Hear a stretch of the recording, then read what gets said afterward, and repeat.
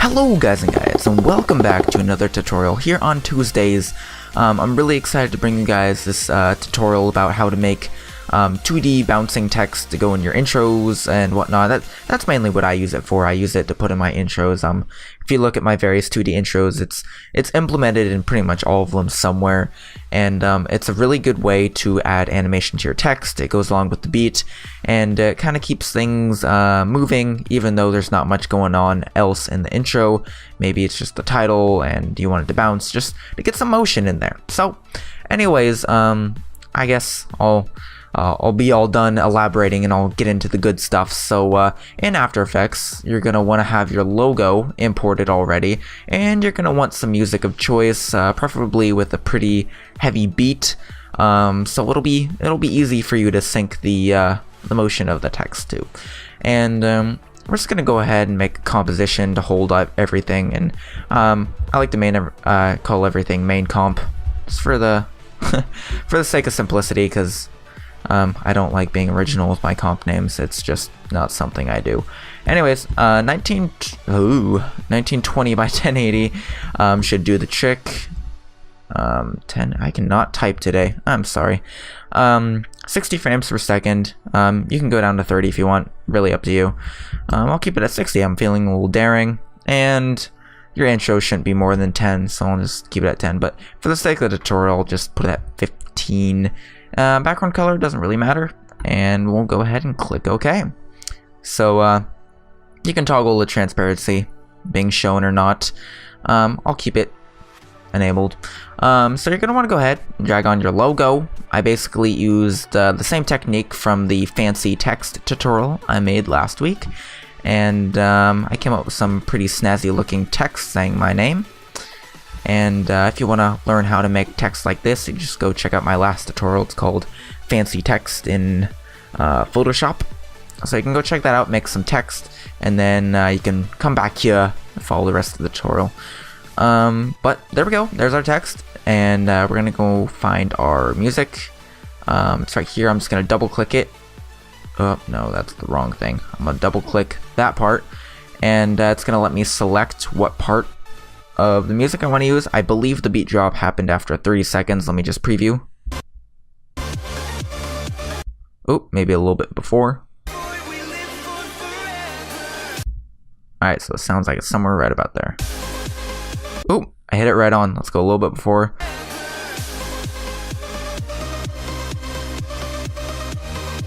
Alright, as you can see, I selected something with a pretty heavy beat, so it's going to be tons of fun to add the animation to.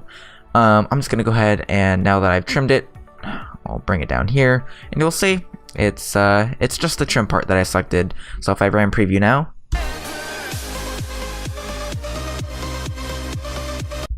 it's just the music part that we want. But as you also noticed when I ran previewed, the text doesn't really do anything. It just kind of sits there. It's all boring, and if you had this in your intro, people would get bored real fast. So to add some motion to that, you can pretty much just bring up the scale, and this is the usual process I go through.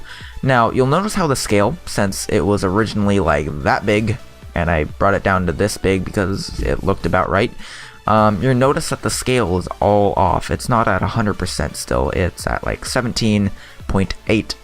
So to fix that back, I'm gonna hit Control-Shift-C to pre-comp, or you can actually right-click and then go to pre-compose, and you'll name it logo. Yet again, don't really want to go around changing names unless you want to do like logo pre-comp. And this will basically rasterize it if you're into all those Photoshop terms, or it'll just kind of flatten it out and make sure that the scale goes back to 100. You'll get what I mean in just a second here. So we'll go ahead and move all attributes. That's important, and click OK. So now if we press S on it to bring up the scale, you'll notice that's 100%, and everything's good. So let's go ahead and start animating it to bounce to the beat. So the first order is to actually find where the beat is. So some people are better at this than others, but for me, I can naturally feel the beat, and I can I could tap my finger to the beat. So that's gonna be really useful when trying to find the beat. But I'm gonna show you guys a really simple way to do this. Basically, you select your music comp and you run preview. You get a good feel for how the beat's gonna go, and then you put your finger on the asterisk key on your keyboard. Now, if you have a numpad, it's on the very right side of your keyboard, and it's just like a little star. But if you don't have that, I believe you can do Shift and then the number 8. I think will do the same. Let me actually test that. No. So it looks like you will need a keyboard with a numpad with the little star on the very right side. I don't really know any other way to do this except for to find the beat through trial and error. But for those of you who have the asterisk on your keyboard, this is basically what you're going to do. You're going to press 0 to RAM preview, and then you're going to basically press the star every time you feel the beat. So I'm just going to go ahead and show you an example of that.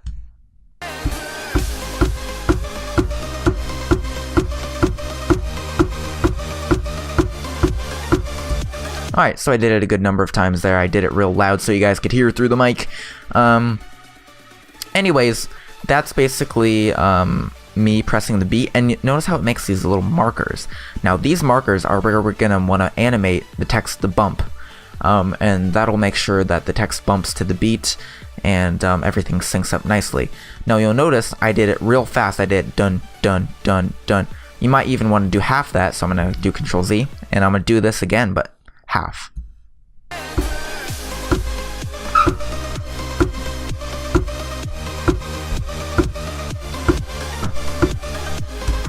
Alright, so see that basically makes the markers where it wants to be, and from there you can go ahead and add your keyframes to where those markers are, sort of. So you could go a little bit further, but 8 seconds is about enough for the tutorial because I don't want to do extra work. Anyways, with that said, let's go ahead and zoom in on this first one here. Now we're basically want to position our marker, our playhead, on the first beat drop, the first marker. We're going to hit scale, and we're basically going to drag this 1-2 frames ahead. And to make sure that's 2 frames, you can hit page up twice and just move your keyframe where that is. Now go back to where the marker is, and then you're gonna want to bring the scale tiny bit down. So I went from about 100 to 98, maybe 97 would be good. 97. All right, so now we have it hits the beat and it shrinks down, maybe even a little bit more. Let's go for 96. All right, so it hits the beat and it shrinks down, but it just kind of stays there. So we're gonna animate it going up. We're going to go to the same 2 keyframes out, and we're going to go to 100. Maybe even want to go like 4 out for both of them. I don't know. Experiment around. Anyways, you hit the beat and it goes boop, boop, boop. But you'll notice in some of my intros, it kind of like does a rebound. Like it kind of goes for the initial bump and then it comes back a second time. So basically to do that, you just go another 4 out, and then you go... I did, what, 96 before? Let's go a little bit less, so 98. You always want to make sure the second rebound bounce is like a little bit less. And then you go to 100. Alright, so now it goes boop. Alright, actually, let me RAM preview that. Let me zoom back out. So you notice how's that nice bounce. Has that nice bouncing kind of rebound effect. And that's a lot of... that's a thing a lot of people are missing. So if I delete those, you'll kind of see the difference. See, it doesn't have that bouncing effect. So do it again. So I don't know. That's just something I kind of found and something I really liked. Now, instead of doing this for every single little marker, you can actually just highlight it, Control C to copy, go to the next one, and paste it. Now, you notice it's a little bit off from the first one, so I'm just going to go ahead and reposition it. Alright, and I'll do these for all of these. You can actually make it even twice as fast and just select all of them, copy, and then you can paste the next 3 all in one swoop. There you go. So that's the next 3, and then you could even do it again to get even more volume out of it, but I'll just do it by hand. Why not? Alright, so it's a little bit off, you see, by the end. That's kind of the downside of copy pasting. It gets a little bit off, but you know what? It's the price you pay for saving yourself a whole bunch of time. So if you want, you can go back and manually adjust those back. It was a little bit off. Whoops. I done goofed just a little bit. Normally I wouldn't spend this much time trying to fix it on a tutorial, but I'm a little bit of a perfectionist. You guys know that about me. So anyways, that's pretty much it. Let me zoom out. RAM preview here. Let's let it finish rendering, and here we go.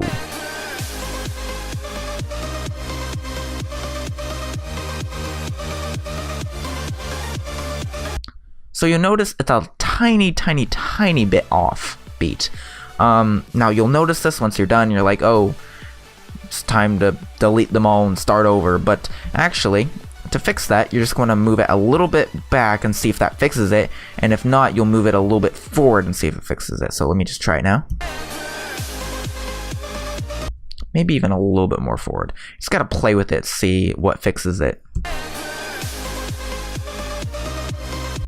Okay, it's getting there. Maybe a little bit more forward. Maybe even a tiny bit. Perfectionist.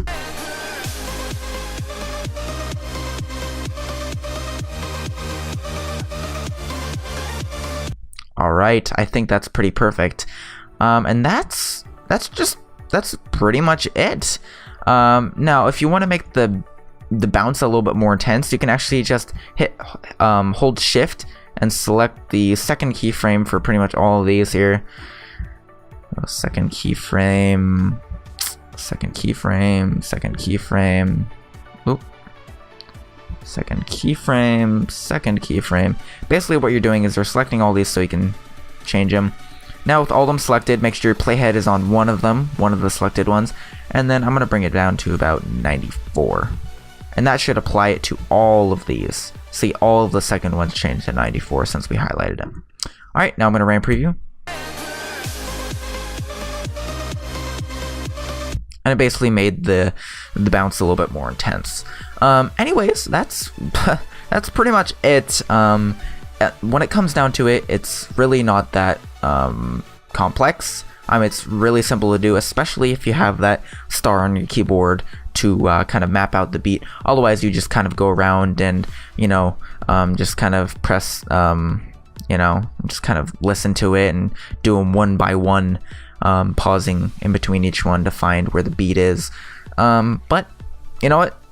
It really helps to have that, and I find it's really not that bad, and it really adds a lot to your intro, or actually you could use this for a lot of things, not just intros. So anyways, there's that. There is one more thing I add to the text on my intros, and I didn't really go into detail on this on any other tutorial, and I don't know, it might be just a little bit random in retrospect to everything else in this tutorial. It's not really having to do with the bounce to text, but usually I add a light sweep. Someone did make a comment on this, so I'll go ahead and address that even though it's off topic. And this is basically the let me grab that. This is basically the shine that goes over the text. So I'm gonna go ahead and change the rotation on that. Notice it's facing this way now. Maybe change the intensity a little bit up. Intensity. Oh, that's the edge intensity. Oh, that looks good too, though. And then I'll add the sweep intensity a little bit up. So I can basically add that to go across. I'll basically start here, add a keyframe at the center property, and then go a little bit forward, and then just put it at the end. And now we have that. So I guess I'll let it finish RAM previewing and show you it with the music and everything. And of course you can manipulate these keyframes so the sweep goes a little bit faster by pushing them together. You know what? Go crazy. Maybe even a little bit more. I don't know. Kind of unrelated, but if I'm gonna do it, I might as well do it right. Okay, so anyways, that's pretty much that. Hopefully this helped you guys. I would really appreciate smacking that thumbs up button if it did, and who knows, if this helped you, it might even help your friends as well. So make sure you share the love, share this tutorial around, share it on Twitter, Facebook, you name it, word to mouth. Say, hey Billy, this tutorial is pretty cool, and go ahead and show Billy. Anyways, that's pretty much it. Hopefully you did learn something, and I guess we'll see you guys next Tuesday for another tutorial. Thank you all so much for watching, and I'll see you later. Peace out.